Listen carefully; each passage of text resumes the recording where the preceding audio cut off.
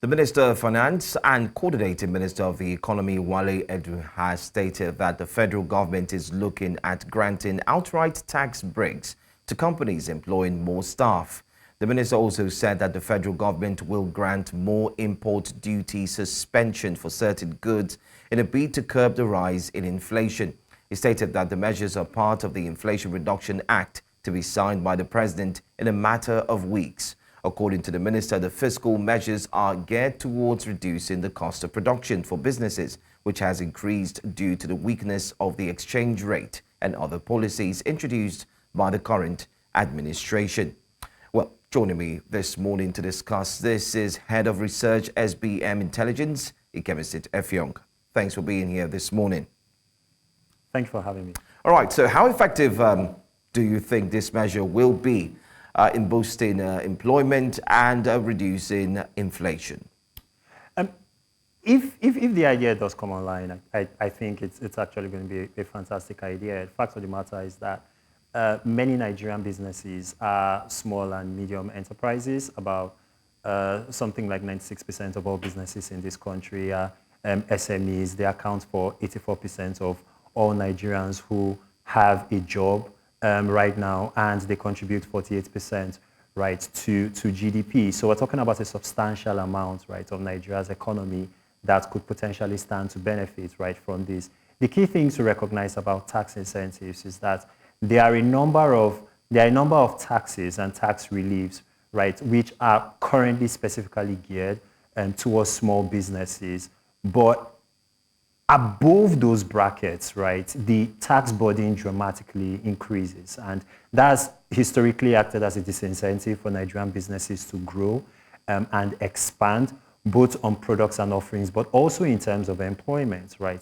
There are certain charges, for example, that businesses are mandated to pay above a certain employment threshold, usually between 25 and 50%. So instituting some of these incentives, which would basically reduce the burden, not only of compliance, but the top line burden, right, for paying taxes, right, for businesses in an environment of 40+% inflation, in an environment where the currency, right, has lost its value by more than 100%. I think that it's a generally good idea.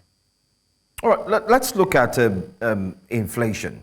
Especially, we've seen inflation in food prices and commodities. The minister mentioned that the federal government will grant more import duties suspensions for certain goods. Is this the right way to go? And how will this indeed help boost the economy? In the short term, it will certainly provide some relief, especially when you look at food inflation, right? Specifically, there are a number of important items. Chief amongst those are wheat, for example, which feeds into things like drinks production, for example, feeds into bread consumption, which is increasingly, which is a food item which many Nigerians are increasingly consuming. We import a substantial amount of that. We import a substantial amount of rice too. So some of those import reliefs, at least in the short term, over the next 6 to 12 months, can begin to relieve, right, that downward pressure, right, on prices. And you could see a situation where prices become a bit more stable and it's a bit more predictable for households to plan their grocery shopping and also to plan other items, right, of consumption. We did a report at SBM Intelligence, I believe it was last year or the year before, that showed that the average Nigerian household spends more than 90% of their income, right, on food alone, right? So bringing down that number, right, in part, the strategy for bringing down that number in part lies through reducing some of those import duties.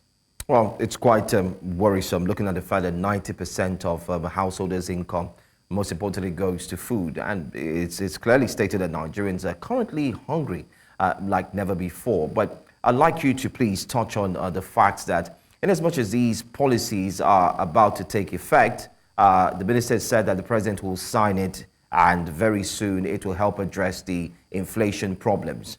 What's the duration? How long do you think this will kick in, at least to help Nigerians stabilize a bit and start to see the impact of this new movement, especially from the federal government?